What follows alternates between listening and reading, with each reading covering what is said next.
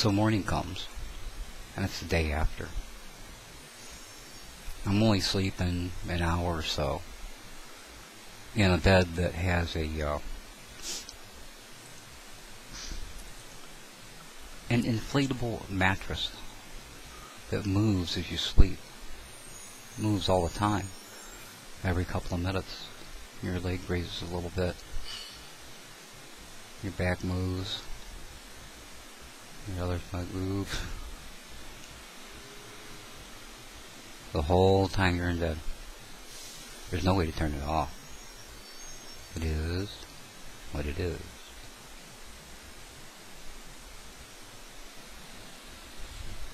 It could make you feel dizzy.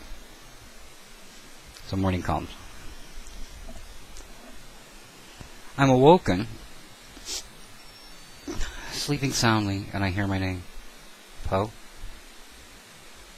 I just open my eyes, and I look up. Standing above me, have you ever seen The Green Mile?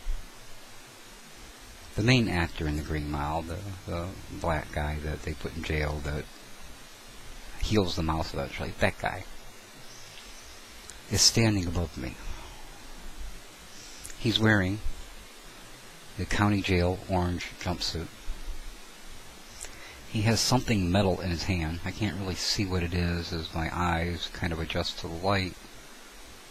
But when my eyes open, he says to me, I need to take some of your blood. It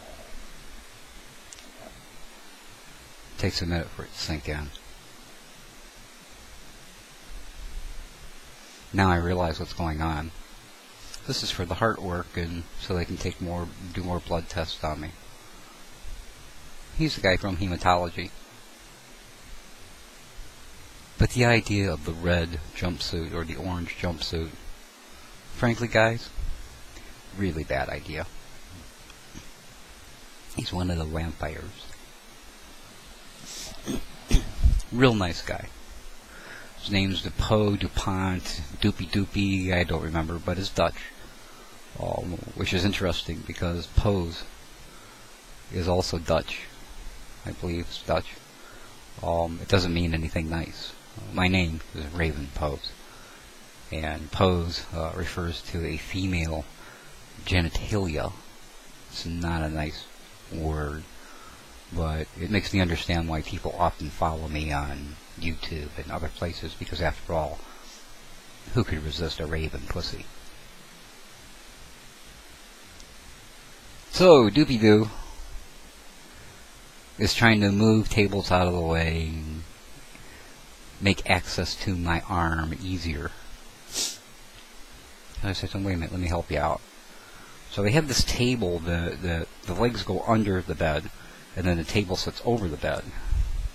So you can just do like that. You've got a desk in front of you. So I slide that this way, and lay a towel here, and I lay my arm there. Do your thing. And I watch as he puts the needle in.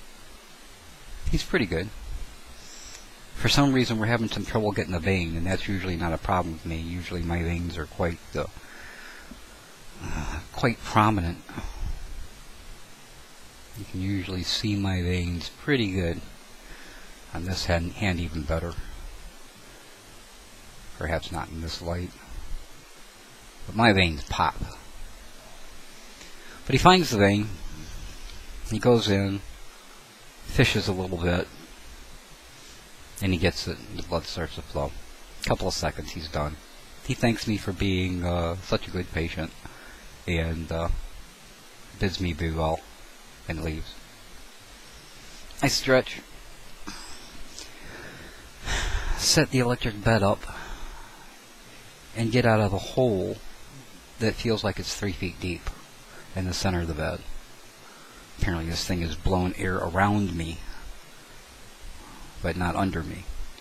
So I climb out of bed. I get a hold of the IV stand, and I go into the bathroom. I pee a little bit. Try to poop. Nothing really comes out. And I go back outside and I walk up to a big bay window that looks out over a park. And I sit down and I think to myself about how much I wish I was out there having a cigarette, just decompressing and going over the decisions that I have to make. And I notice a shadow go over, and another one go over, and another one go over. So I look up, and above me are 5 chicken hawks circling.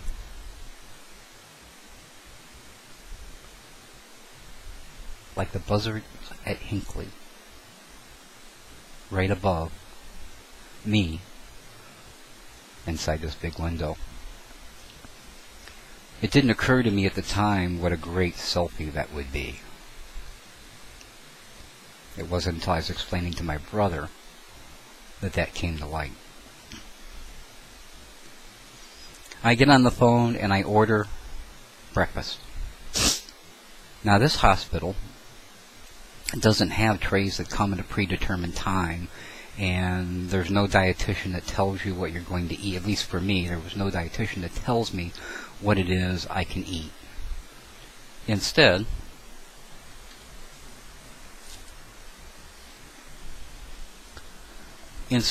what I have, I'm going to pull it out here.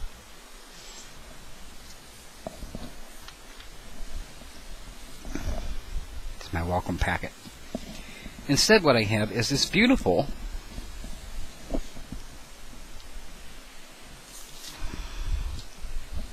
menu. And this menu says that from breakfast is from 6:15 until 8 p.m. And lunch and dinner are from 10 a.m. until 8 p.m. Now this is Clear Liquid Diet just for you. So I open it, and my breakfast options are juices: apple juice, grape juice, or cranberry juice. I'm allowed to have chicken broth, vegetable broth, red gelatin, or citrus gelatin as a side, and that's breakfast. For lunch, I can have beef, chicken, or vegetable broth. My desserts are red gelatin, citrus gelatin, cherry fruit ice. By the way, those are very good. And lemon fruit ice. Beverages for dinner are apple juice, grape juice, cranberry juice, hot coffee, hot decaf coffee, hot tea, hot decaf tea, iced decaf tea. And my condiments are honey, sugar, sugar substitute, or lemon juice. This is the menu that I'm going to be ordering for the rest of the day. This is breakfast, lunch, and dinner.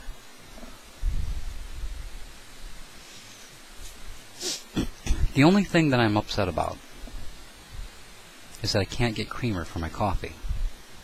Because although I can have as much caffeine or sugar as I want, creamer makes it a non-clear liquid.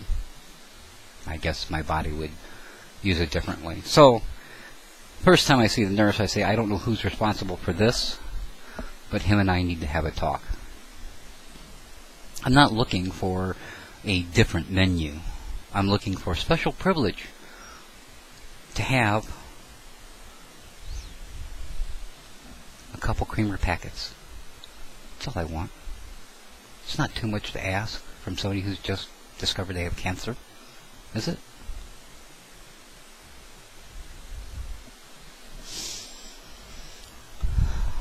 Then a doctor comes in. He introduces himself and tells me that he is the coronary specialist. He explains to me that during their tests, they have found that I have a problem in my right carotid artery. I have some kind of a circulatory problem in my chest.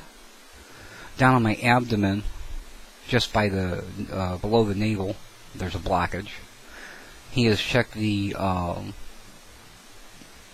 checked my legs on both sides, and both of them have some blood flow issues. They're not getting enough blood, but the one on the right hand side concerns him the most.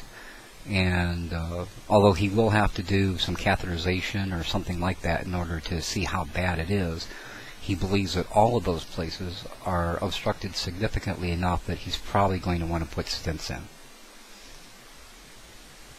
He prescribes for me an aspirin a day, a baby aspirin a day, 81 milligrams. He asks me if I had any questions. I have a few. I ask him. He answers. And he leaves. Now, I just start drinking water, especially a lot of water and ice cubes. I'm trying to get hydrated. And then I feel like I have to go to the bathroom. So once again, I climb out of the hole that I'm in and get a hold of my IV stand. I go into the bathroom. It's about 7 o'clock.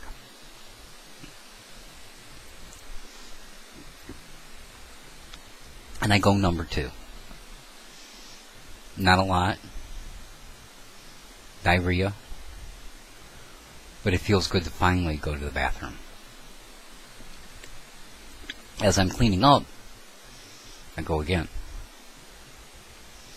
And then again. And then for the next 2 hours, off and on, I'm either staying in the bathroom and going multiple times, or I'm getting all cleaned up, laying down, only to get up in a couple of minutes and go some more. I inform my nurse, I pooped. And rather than being congratulated for doing so, she wants the details. Was it soft? Was it firm? Was it diarrhea? Were they formed? So it was a little anticlimactic. But I went, and that took a lot of pain away from my kidney area. Apparently all this saline solution and hydration has loosened things up and allowed me to go. During the course of the day, I empty out. At one point, I have a bowel movement that has a lot of blood in it and has some clots, it looks like, in it. Still soft, but not really diarrhea anymore. And towards the end of the day, I get my first turd. It's only about as big as my thumb. It's kind of skinny, but I got one. In the meantime, doctors are coming in and going out, and the housekeeping comes by. She introduces herself, and she leaves her card. It says, I hope you're feeling better. If there's anything you need, let me know. She also brings in a complimentary copy of the newspaper. I ask her to go ahead and take it out because I won't be doing much reading. And that's day 2 in the morning. Probably around 10 o'clock, things start getting interesting. Calls come in, how you doing, what did they say? Doctors start coming in explaining that we need to put another catheter in, very important, could be talking about your life. But my thoughts are on, I'm in the hospital. How am I going to make money for rent? It's hard enough when I'm not in the hospital. But sitting in the hospital is time wasted. And if I don't have rent, I'll be sleeping out of my van. So what am I going to do? And it all starts to squeeze.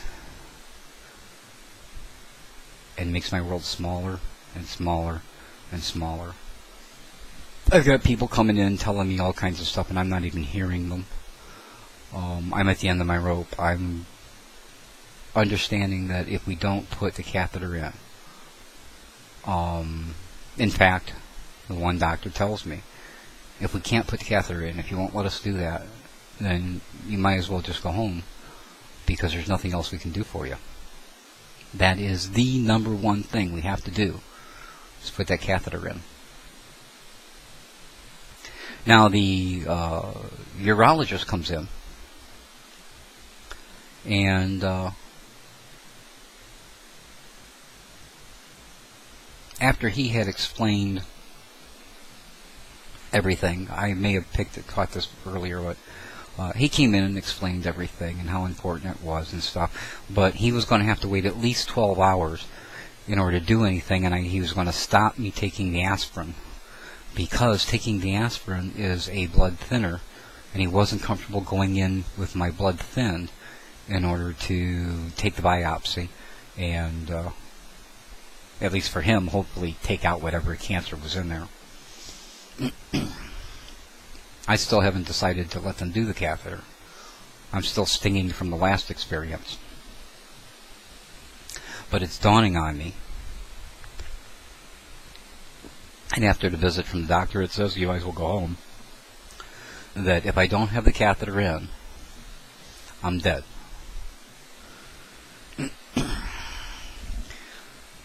But I know how difficult it's going to be to keep it in. I've experienced it firsthand. So I have to do something that I can't do. My brother is a company man. He's someone who believes in doctors, he believes in their expertise, and if the doctor says it, then that's what you do. I informed my brother that he's supposed to be on my team, even when he disagrees with my choices.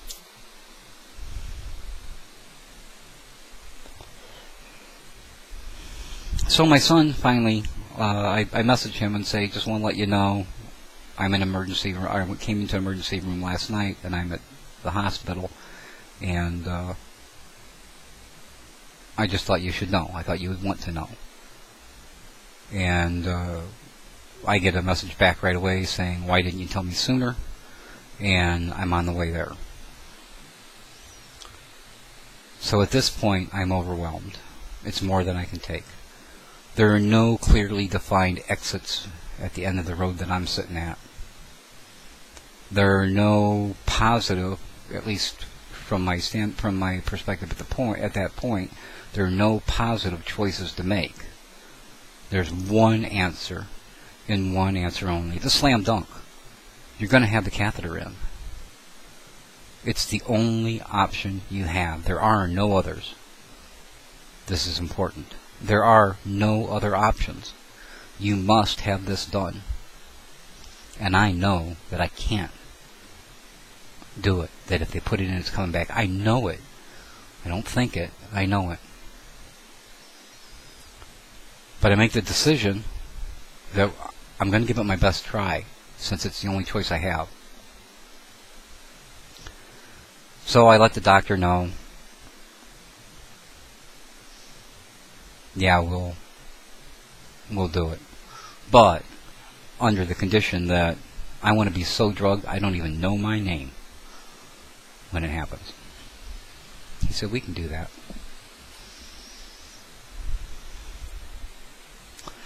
So my son and my daughter-in-law come in.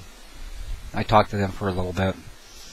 And then suddenly there's 4 people that walk in the door, along with the doctor that's organizing everything. And he explains that these are the people from the Cleveland Clinic. And the oncologist or the urologist that I talked to before isn't there today. But these guys are also at the hospital periodically. And they've agreed to come in, talk to me about the catheter. They deal with cancer a lot, and then they will tell me what they can do for me, and they will put the catheter in. I'm like, okay. So they come in, or the nurse comes in, and she says to me, the people are here to put your catheter in. I said, no. The people are here to talk to me about putting the catheter in. Let's be clear. She said, okay. So they sent him in. And a guy walks in that looks like me. He was told by the doctor who asked him to come in that I'm a young guy at 57 years old. He's 58. He talks to me. I like him. I like the way he talks to me. I like the way that he lets me ask questions. I like the way that when I make a joke he laughs. And that he still impresses upon me how serious this is. Now, with him is a, I would say a nurse. She seems to be the lead person in the team. She's a CNP. And she is like the woman who makes the garments in The Incredibles. She's got the hair cut square right here. Woman probably about my age. Big glasses. Classic. Her and this other doctor, after I say, okay, if we're going to do this, let's do it, they get right to work. They're not waiting. They've got their window of opportunity, and they know that could close at any time, so let's get to it. My son and his wife are right there, and I don't ask them to leave. Although they do. They're just standing outside. So they do their thing. They put the catheter in. It goes in. No problem. It didn't even hurt. This guy's a genius. He uses some kind of a catheter that has a curve on it, so he actually dips underneath the prostate that's causing the problem. And it goes in. And I get rid of 1 liter of water. And everything dries out. And there you go. We'll see you later, Mr. Pose. And they walk out the door. They say to the nurse, all you need to do is just connect that to his leg, put the bag, and yada, yada, yada. She's like, okay, doctor. And they leave. I watch the tube go empty. And I get burning. More severe burning. A lot of burning. White knuckle burning. My son and my daughter are there, and daughter-in-law are there, and I'm apologizing to them for being such a baby that I can't stand this. Finally, I get to the same point I was in ER. This has to come out. And I'm hitting the button multiple times to make them come right now. So I get them there, and they say, we can give you medicine. I said, no, this comes out. And the same song and dance. This has to stay in. Mr. Post, this has to stay in. I'm like, no, this has to come out. And you're going to take it out. So finally they come in and they take it out. I'm still in a lot of pain. They haven't given me morphine or anything, and I'm in a lot of pain. And I stand up and I go to the bathroom with my IV, and I close the door. I don't turn the light on. And I break down and weep.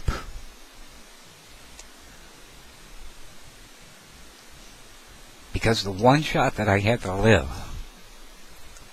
I just blew. Because I wasn't strong enough to do it. And the shame of that in front of my children.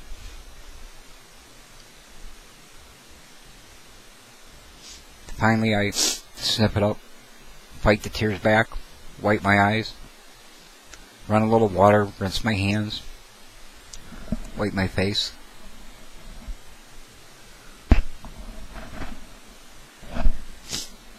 And I go back out, and I notice that my daughter-in-law has left the room. Probably too emotional for her. I'm sure they heard me. I apologize to my son. He said, there's no need, Dad.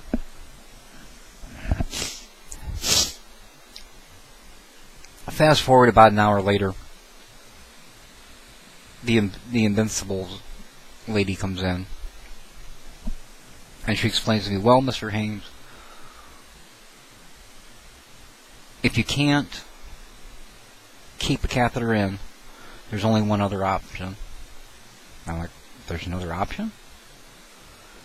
She said, well, you can self-cath and put it in, get rid of the water that you're retaining, take it back out. But you'll have to do it multiple times during the day. You'll have to do it by yourself. There won't be somebody there to put it in when you're at home. But you can go home and you can self-cath once we show you how.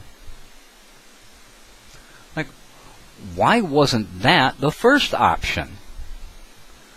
Why did I go through all of this when that was an option? Why was that never told to me? Why did nobody say one of your options is to self-cath multiple times and not have to keep it in, and not have to walk around with a bag under your pants, and not have to not be able to move because it hurts? Why did nobody mention that? I don't say that. I say, that's great. I can do that. And I feel better. She said, well, I'll be in at 6 o'clock, and I'll bring in the kits, and I'll train you on how to do it. I said, okay. So my son came and visited, and his wife, and they left. And then my daughter, who I haven't seen for a long time, came in right around 5:30 or so. No, later than that. The nurse, the CNP, came back with the kits and a booklet with pictures and arrows and notes and cleft notes and all kinds of stuff. She shows me the different things. She shows me the cath that I'm using, and I'm happy to see that it is not silicone, that it's vinyl. My experience already has been that the silicone ones, once they're in, tend to stick in a channel. They get stuck and they won't move back or forth. They're just stuck there as the lubricant goes away, and then that becomes painful. But I know that if we use vinyl, that's not going to be an issue. So I'm happy about that. And as catheters go, they go from 8 to 18 normally, and I am at about 14, so I'm about halfway between, so it's a regular size catheter. So she's like, so let's do this. I said, no, we're not going to do this.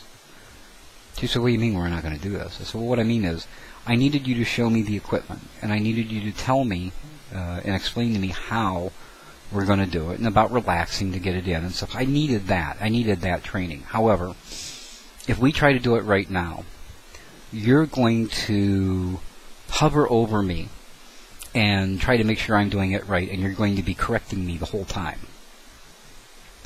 That's going to stress me out and make it more difficult. I understand the procedure.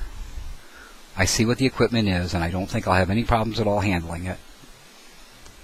So, you go home, have a nice dinner, enjoy yourself. I will do this, and if it means romancing myself all night long, I will get it done. And when you come in the morning, I will be catheterizing every 6 hours, which is what you're asking, on my own. She said, okay. And she leaves. Then my daughter comes in. Haven't seen her for a long time. We spend a lot of time talking about her and the grandkids and what's going on in her life. She's a pharmacist for CBS, and she's heard some of the conversation about the medicine I'm taking. She's heard me refuse some of the medicine that they're suggesting. She scolded me for refusing some and explained to me what some of those drugs do. Gave me more information about that medicine. And eventually she's like, well, Dad, I gotta get going. So I give her a hug, and as I do, my brother and his wife walk in the door. So the brother and wife come in, and then I've got someone who comes in, and they're starting to do a... no, I'm getting mixed up. So my brother and his wife come in. I visit with them for a while. The doctors come in. We talk to the doctors. Yada, yada, yada. Finally, everybody's out of there by about 10 o'clock or so. Now my nurse comes in. A different nurse now because shifts have changed. And she says, listen, I need the numbers for your catheterization for my report. When you do it, I need you to give me the information and perhaps even let me see it so I can see if it's clear or not and stuff like that. I'm like, okay, no problem. And she leaves, and they give me my privacy. I spend the next hour working up to it, thinking about it, going over it in my head, visualizing the whole procedure and what's going to happen. Finally, I get the kit, my IV, I go into the bathroom and I close the door. Turn on the water, get the kit out, separate everything, look at it, put the gloves on, and go for it. Surprisingly, when I do it, it's less painful than when anybody else has done it. And I go to the bathroom pretty good. And as soon as that tube is empty, I do, again, get a little pain, but I take it out right away. But I'm still getting quite a bit of burning. So, panicking, expecting to get even more burning, I pull the little thing in the bathroom, and here come the girls. The nurse and the assistant both come in. They tap on the door and say, yeah, come on in. And I, like a garden hose, when I put it in, the end is loose. There's not anything attached to it. It's just a tube. So it's like a garden hose. There's fucking pee everywhere. Poor girls. All over the place. But the container they gave me wasn't big enough, so it overflowed. And because it was overflowing and I didn't want that to happen, I pulled the catheter out too soon before I was done, and that's what was causing the burning. But the nurse goes and gets a shot of morphine and puts in my IV. In a couple of minutes, I'm okay. I'm not in pain anymore. I get myself together and get out of there, and they clean up, mop up, and ask me if I need anything. By morning, I've catheterized twice. And the second time, I get the shot of morphine before I catheterize. And it goes like clockwork. So I am feeling really, really good.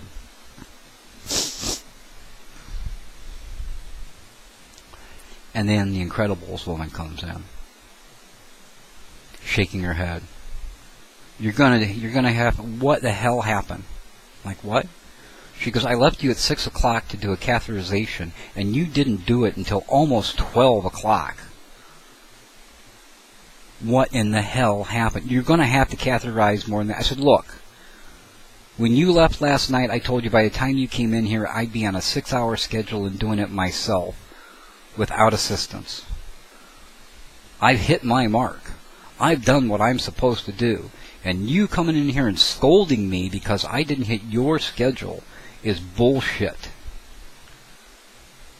Now, I don't know if you're aware of it or not, but I'm the one with the vested interest in this. I'm interested in doing it right, and if I'm not hitting a mark that we need to hit, then we need to talk about that so that you can compromise and I can compromise, and we can find something that we're both comfortable with. But don't come in here scolding me. She says, okay then. So then she explains that with a 6-hour schedule, I'm still producing water that's putting pressure on my kidneys for a significant period of time. So I need to do it at least every 4 hours, minimum every 4 hours, because they want the water that comes out to be around 600 milliliters instead of a full liter. That's our goal, is to never let it get more than half full. I say I can do, it'll be difficult, but I can do every 4 hours. However, I can tell you that when I get home, there's only one bathroom and 5 people in my house, and the chances of me doing every 4 hours at home is going to be difficult. She said, well, you don't have to use the bathroom. You could do it in your room. You can just put a bucket and catheter into the bucket, do your measuring and stuff, and then all you have to do is just dump it when the bathroom is free. I'm like, okay. So I feel a little bit better. I feel a little bit bad for scolding her, but also I've drawn that line in the sand, and I've let everybody know that I am the one that's making the decisions here, and that they are consultants in my health care.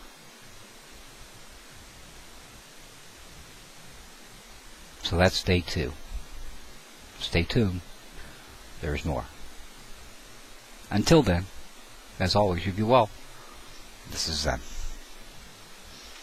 Before I finish up, let me explain this little series that I'm doing. A lot of people go through this kind of thing that I'm going through, and they're embarrassed to talk about it, and they don't talk about it. And so then when people like me go in, we don't know what to expect. We come from a standpoint of ignorance. And in some ways I'm still ignorant. But we don't know what to expect. We don't know what kinds of challenges are going to be set before us, and we're flying blind. My hope is that by sharing this experience in as much detail as I am with you, that you will at least have some concept of what might be around the corner, and prepare you a little bit better for some of the choices that you may have to make should you be in a similar position. This isn't to make you feel bad for me, it's not to make you pity me, and it's not to whine or cry. Now, I will tell you what my situation is now, and I will give you my PayPal email address in case you would like to help out. You should feel no obligation to do so. If you can, and you'd like to, I appreciate it. If you can't, or it's just not something you do, or that's just a line you don't cross, I'm okay with that too, and I certainly won't hold it against you. So here's the situation. I sell used books online, costume jewelry, stuff that I pick up at flea markets, at garage sales, in dumpsters, on bulk trash day.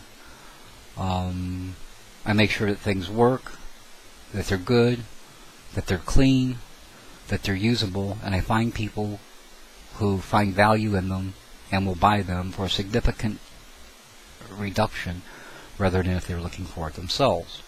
That's how I make my living, aside from the money that I get from Google, from ads, which is very, very little. It doesn't pay cigarettes.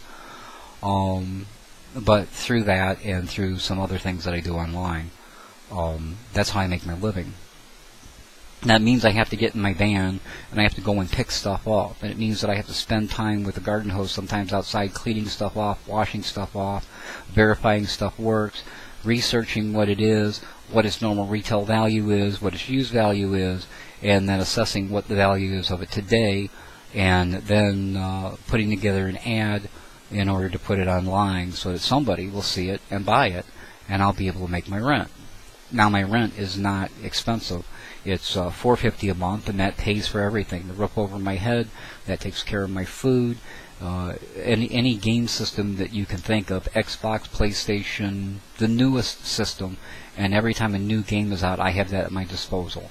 I also have all the cable channels, including all the pay-per-view channels, and everything else is available to me for that $4.50.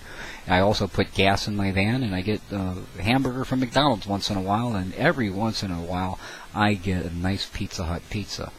I take advantage of the local food pantry because I don't have a job job, and I struggle sometimes at the end of the month pretty much just to make that rent.